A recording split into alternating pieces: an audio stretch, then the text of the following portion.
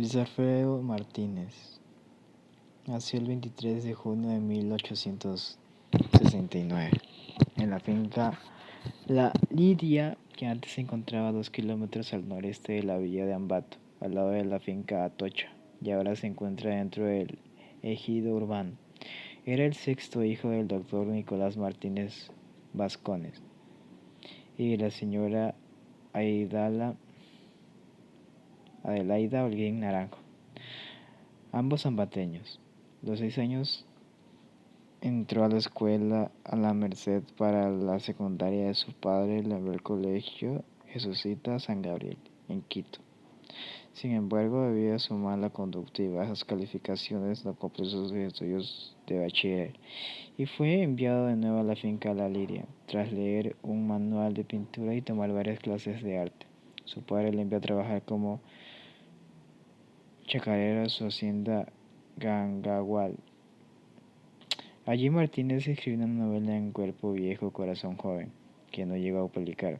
En esa época era un muchacho alto, musculoso, fuerte, como un toro, impetuoso y ágil. Reació a los estudios y a toda disciplina con sus amigos Luis Aníbal Mera y Manuel Páez. Moscoso formó un trío de ciclistas, se lanzaban por los montes y quebradas en pos de la aventura. Ocasionalmente los domingos entrenaban a caballo para la iglesia de Muluao, perturbando las fiestas religiosas de los indígenas. En 1894, con apenas 24 años, fue nombrado teniente político a cargo en el que impuso vigilancia a las familias indígenas, imponiéndoles festejar de acuerdo con sus tradiciones, y obligó a pagar multas al sacerdote católico local, de quien las habladurías del pueblo afirmaban que estaba teniendo relaciones con una feligresa. Al año siguiente ayudó a impedir la reunión de miembros del Partido Conservador de Tungurahua con las fuerzas gobernistas, dejando libre el camino a Eloy Alfaro en su marcha triunfante a la capital durante la Revolución Liberal de Ecuador. En 1896 se casó con su sobrina segunda Rosario Mera, hija de su primo y el escritor político ambateño Juan Luis Mera. 2 años después trabajó con Manuel J. Calle en la revista de Quito y publicó libros sobre agricultura entre 1898 y 1899. Fue diputado nacional por la provincia de Tungurahua. A inicios de la década de 1900 pasó a ser administrador de Ingenio Valdez, en el que entonces era la parroquia Milagro. De su estudia y en la costa adquirió polineuristis malaria, que lo dejó paralizado y postrado en cama durante 6 meses. Fue en este tiempo en que se dictó a su esposa su obra cumbre, A la costa, novela realista en que se descubren los cambios sociales ocurridos en el país al final del siglo XIX.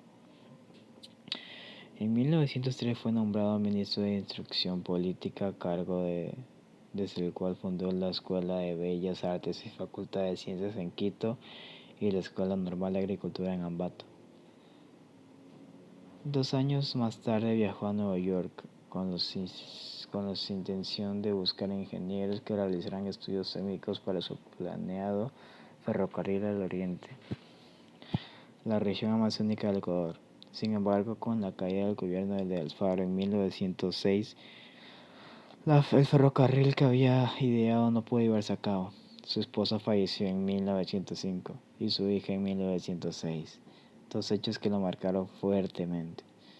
En 1907 criticó las recientes decisiones políticas de Alfaro, llegando incluso a lanzar una navaja volante que los quiteños de la época consideraron un reto a muerte. En octubre de 1909 regresó a la finca de La Liria, enfermo de tuberculosis, luego de dejar su puesto como senador. Murió el 26 de noviembre de 1909. Sus restos descansan actualmente en el cementerio municipal de Ambato. Entre sus obras más importantes se destacan 1903 Camino al Oriente, 1904 La Costa, 1909 Disparates y caricaturas.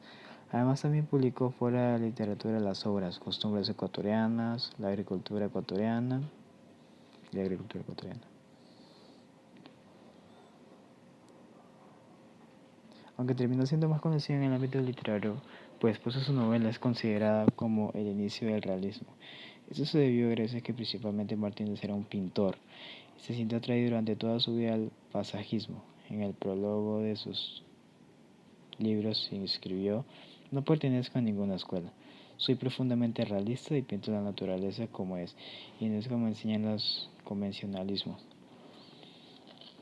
Su realismo se puede explicar en todo debido a su afiliación con el Partido Liberal y su oposición al clericalismo, por lo que los motivos de sus cuadros no eran religiosos. Además, su afición por el montañismo y el hecho de haber trabajado en la región costa se dio además de mucha inspiración. A pesar de eso, la crítica considera que su obra también puede ser enmarcada dentro del romanticismo, ya que en sus países se puede apreciar una ideología individual creadora. Su carrera como pintor influencia sobre a la costa que se completa de descripciones de la región Sierra y Costa de Ecuador, y que causaron una gran impresión al público, ya que al inicio del siglo XX viajar entre las distintas regiones de este país era mucho más difícil. Muchas de sus pinturas se encuentran fuera del país, dos de ellas en la Biblioteca del Congreso de los Estados Unidos, dos en el Museo Vaticano y una en Río de Janeiro.